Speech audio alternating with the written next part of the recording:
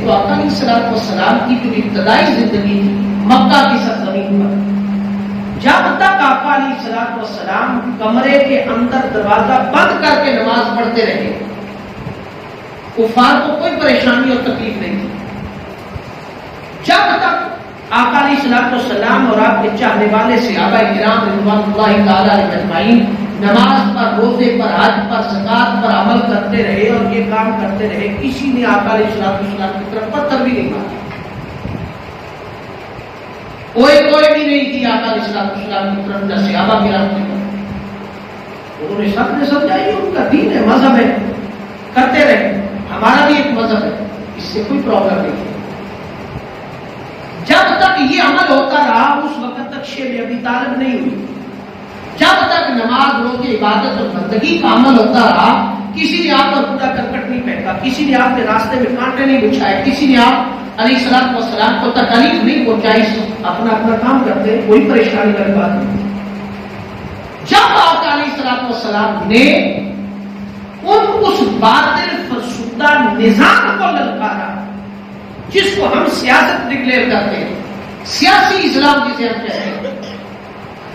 ایوان اقتدار سے اسلام اور حق کی آواز کو قوت بنا کر کے نافذ کرنے کی بات کی، اس وقت سارے سرداران مکہ اور باطل سامراج آقا علیہ الصلوۃ والسلام کا مخالف ہو گئے۔ اس وقت ضرورت پیش آئی شیب ابی طالب کی، سوشل بائیکاٹ کی، کانٹے بچھانے کی، کوڑا کرکٹ پھینکنے کی، اذیتیں دینے کی، اوجھڑیاں پھینکنے کی، تکالیف دینے کی، یہ مثال، یہ ساری ضروریات اس وقت ہوئی جب آپ علیہ الصلوۃ والسلام نے اسلام کو بطور نظام کے قوت نافذہ کے طور پر اقتدار کے ذریعے، حکومت کے ذریعے نافذ کرنے کی بات کہی۔ اس وقت سب باطل سامراجی نظام کے محافظ حضور کے مخالف ہو گئے۔ آج بھی اسٹل وہی کام۔ کربلا کی سرزمین پر اگر آپ دیکھیں تو کربلا کی سرزمین پر یزید نے نماز پڑھنے سے آپ کو کہیں بھی منع نہیں کیا تھا، یہ حقائق تھے۔ نماز پڑھنے سے منع نہیں کیا، روزہ رکھنے سے منع نہیں کیا یزید نے، زکات دینے سے منع نہیں کیا، 2.5% پر عمل کرنے سے منع نہیں کیا، حج کرنے سے منع نہیں کیا، کسی عباداتی پہلو پر عمل کرنے سے یزید نے بھی منع نہیں کیا تھا۔ یہ سارے کام تو وہ خود بھی کرتا تھا، یہ سارے کام وہ خود بھی کرتا تھا۔ امام علی مقام علیہ الصلوۃ والسلام کے ساتھ اصل دشمنی کیا تھی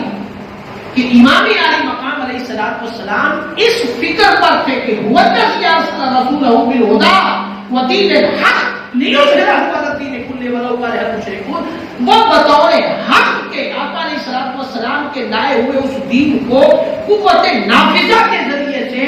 نافذ کرنا چاہتے تھے تاکہ اسلام کا معاشی نظام، اسلام کا معاشرتی نظام، اسلام کا عدل کا نظام، اسلام کا انصاف کا نظام، یہ سارے نظام جو ہیں جو اللہ رب العزت نے دین کے طور پر، ان الدین عند اللہ الاسلام کے طور پر آقا علیہ الصلوۃ والسلام کو دیکھے تاکہ انسانیت اور غربت اور مفلوج اور پسماندہ لوگوں کو عزت اور وقار ملے، اس کو نافذ کرنا چاہتے تھے۔ یزید کو اس سے ڈر تھا، اس سے اختلاف تھا کہ اقتدار ان کے پاس نہیں آنا چاہیے، اگر اقتدار ان کے پاس آ گیا تو وہ سامراجی باطل نظام جس کے اندر کرپشن ہے،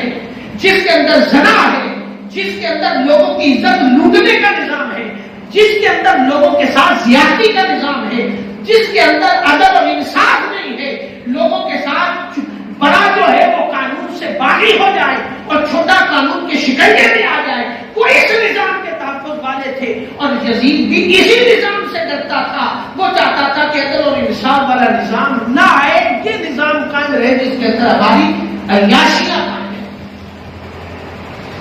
یہ وہ سوچ تھی، یہ وہ کانسیپٹ تھا اسلام کا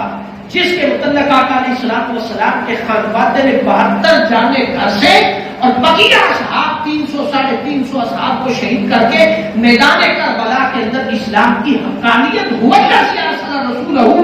بالہدی ودین الحق کا پرچم سر بلند کرا۔ یہ کانسیپٹ ہمیں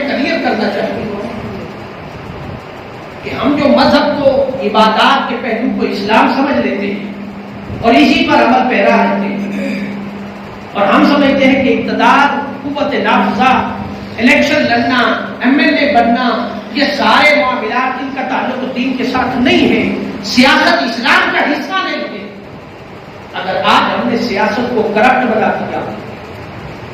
زنا اور چوری کا مرکز بنا دیا، ڈاکہ زنی کا مرکز بنا دیا، کرپشن کا مرکز بنا دیا، جھوٹ کا مرکز بنا دیا سیاست کو،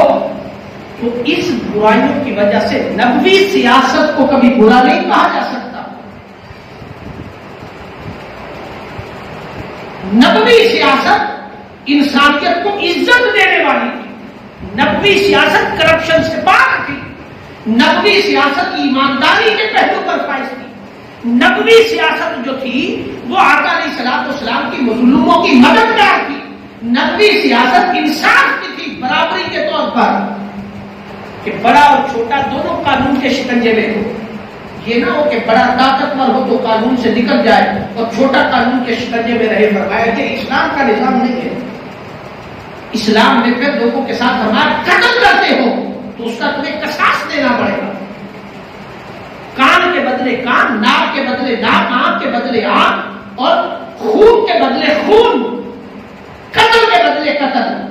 مرد کے بدلے مرد، عورت کے بدلے عورت، یہ قصاص قرآن کا نظام ہے، یہ سیاست کا عدل اور انصاف کا نظام ہے۔ لہذا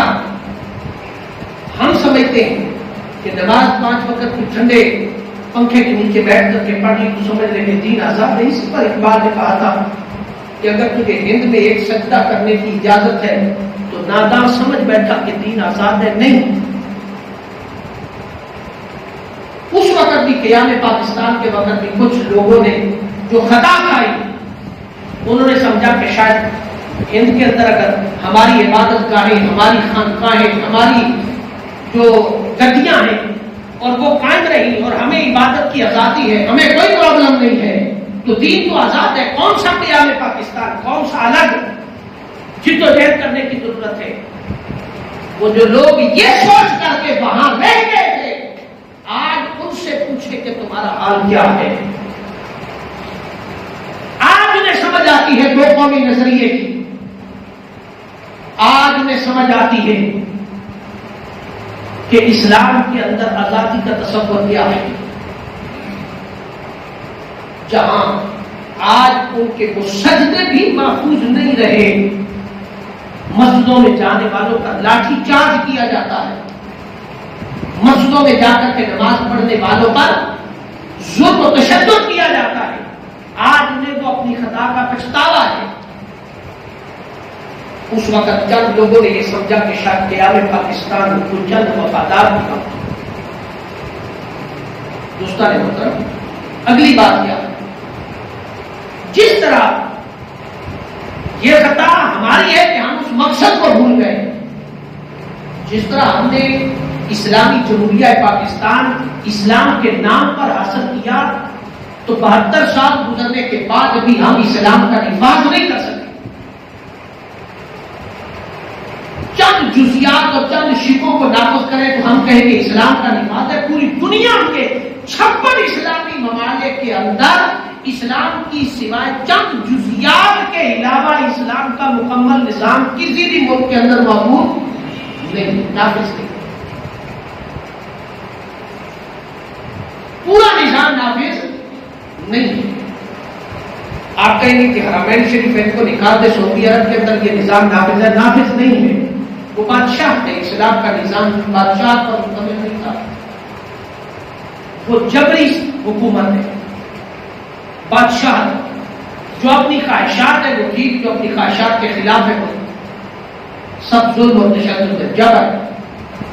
اسلام کا نفاذ نہیں۔ ہم ان کو اس قدر کی نگاہ سے دیکھتے کہ وہاں حرمین ہے، وہاں حضور علیہ الصلوۃ والسلام کا حرم پاک ہے، اللہ کا گھر ہے، حرم پاک ہے، تو کہیں کہ ہم اس کو نہیں۔ نفاذ اسلام کا تصور ہو، اگر اسلام کا نفاذ ہوتا تو یہ سب سے بڑی دلیل ہے۔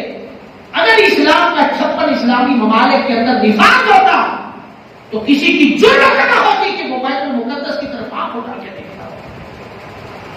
اس لیے کہ ہم غلام ہیں. کوئی یہودیت کا غلام ہے, کوئی امریکہ کا غلام ہے, کوئی کس کا غلام ہے, کوئی کس کا غلام ہے, کوئی کس کا غلام. ہم غلامی میں, وفادار میں اسلام کا لباس نہیں ہے. لہذا دو الگ تصورات کہیں بھی نہیں ہے. سب کچھ اسلام کا ان الدین عند اللہ اسلام کے پرچم کے سائے